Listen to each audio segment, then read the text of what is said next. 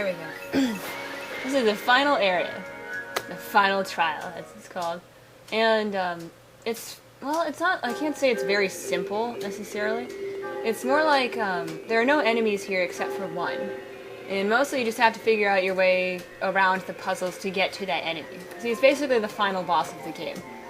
And this time I was really trying to be on the ball with this and get this done as fast as possible. Because I was hoping to maybe, beat the boss and get through the stage in one day. And one Pikmin just banging on the rock like, wall. I got it! I got it! I can do it! I can do it! Leave me to it! But either way, this is a day that if you want to make this go by efficiently, you're going to want to multitask pretty much. So I've got these two groups working on the bridge. I'm going to take these... You can't through the flame jets. Yeah. This is a way you can get across without having the bridges built first. That way you can deal with this before you get over there. Actually, you have to do it this way. You can't get across. So you call them to you, and they have to... You'll see in a second. There's a box in front of the exit there, and the reds will move it for you. So you have to take your reds around the long way, or else they're not going to make it all the way. And here I was like, don't follow me into the water. Please don't follow me into the water. And they stayed in the water, so I was like, yes. Anyway, this is probably the longest thing you have to do. It's still like how creepy the music is. Yeah, I know, the music here is so creepy. It's just like, it's very teary, but there's also this kind of sinister sound to it that I like. It's like, oh my god. Oh god, there's something terrible here. I remember going here for the first time and just being like, there's gotta be something horrible waiting for music like this. And I was right. But it's, this one is the longest thing you have to do. You just have to deal with a whole bunch of yells. I don't know, what the heck? What is wrong with you? I guess I just forgot that yellow was with me or something. It was just... I don't know, but darn it, it's so frustrating. It's like such a pointless death. There he goes. It's like, darn it. They're done at that bridge over there, so at least that's done with. But you're gonna need bomb rocks to get through this get through the rest of this area. And the bomb rocks happen to be up here. And these are the only bomb rocks you can reach, I believe, from this side of the area anyway. So, it's basically a long game of throw the Pikmin, pick them up, throw them again, pick them up, etc., etc. So it looks like that's everybody who's coming with... Come on, there we go. That's everybody who's coming with me, and... Let's see, time to go back around the other way. It's like, darn it. There we go. This is one of the few times I actually changing the camera can be kind of helpful. I usually don't mess around with the camera angles very much. There we go. This time no one's gonna fall in the water and drown by accident. So you say. So one would hope. I always forget it, like, if they drop them if you throw them, or if they drop them when you dismiss them. And usually it's better to, if you have Pikmin with bomb rocks, it's better to play it safe and just always touch them, you know, because you never know if they're gonna just like, there we go. If you dismiss them, they'll come to you with their bomb rocks. If you throw them, they'll drop them. So it's kind of a better idea to be safe with your bomb rock Pikmin, because it can do so much damage if you're not paying attention. There we go. That's a bit closer to the shoreline, less risky that way. Yep. Come on, everybody. And the other bridge is done. Perfect. Right on time. Come on. There we go. Trying frantically not to drown your Pikmin. You know, and darn it! That was so not my fault that time. He threw himself off the edge. You can see the blue Pikmin there want to help. They immediately rush over to try, but they couldn't get around the bridge. Too late. And it's too late for that one. Darn it! That was so not my fault that time. Oh well. I've still got a few bomb rocks, and that's what counts. So, blah blah blah, going through here, the second bridge. Ah, there we go. That's the arena where I'll be fighting the final boss. But I'm not going to be doing that just yet. Because really, you want to... Isn't it better to have the full day? Yeah, well, you gotta be prepared. And right now I've got, like, a weird amount of Pikmin. And you really want to have, like, a battle plan going on. So right now I'm just going to open the paths around him, and then go back and set up for the rest of the day. I managed to open the path to him with a little less than a day, or a little less than half a day, not bad, so...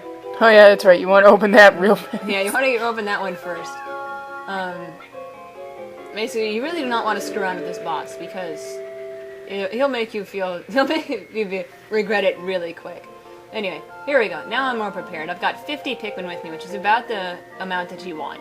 Because that'll give you more control over the Pikmin that you're using. If you have too many Pikmin, you're not going to be able to handle them all. And you're waking up with just Olimar. Yeah, because you don't want to lose any Pikmin. There we go. That there is Emperor bulbax, not Admiral. Got He's drooling. Blah, blah, blah, blah. That tongue can sweep up about maybe 20 to 30 Pikmin, maybe even more.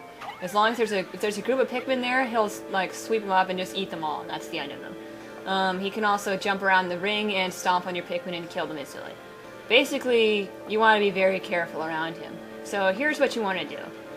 He's not doing it now for some reason. You want to have about maybe 10 yellows with bomb rocks. And there's a thing of bomb rocks here that tends to regenerate, so it's not like a big, it's not like a big This is concern. the second area that you opened, right? Call them back, yeah.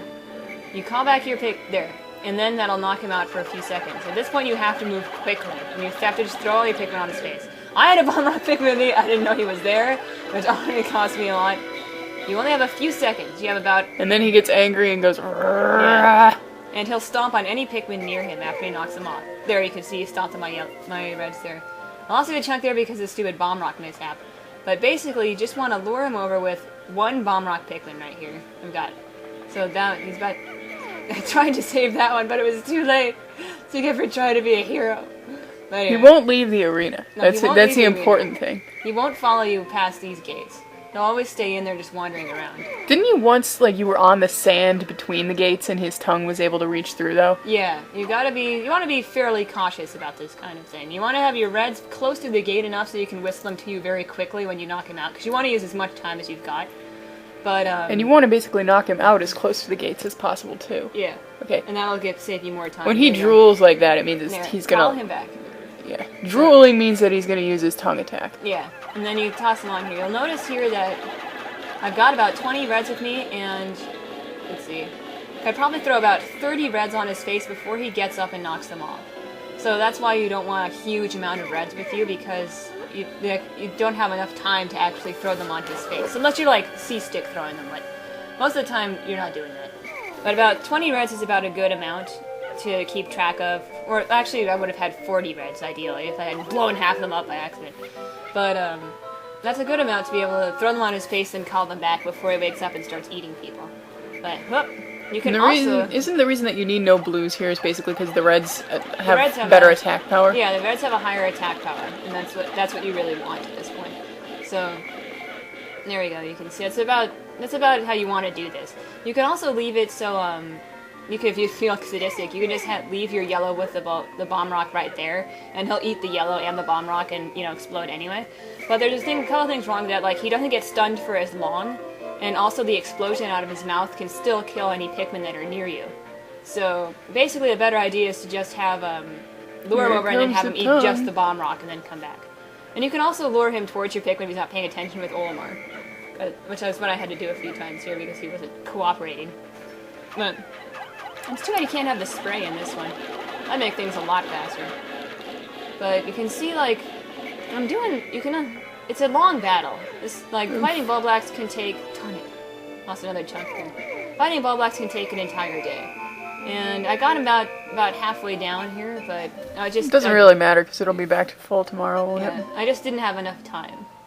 So, you didn't show off his stomp attack. Yeah, that's right. I might do that tomorrow, but it's kind of frustrating just because, that one bomb rock explosion where I didn't know there were 2 yellow Pikmin following me, but it cost me a few Pikmin at the beginning, which will go back. Alright, Ben, let's go!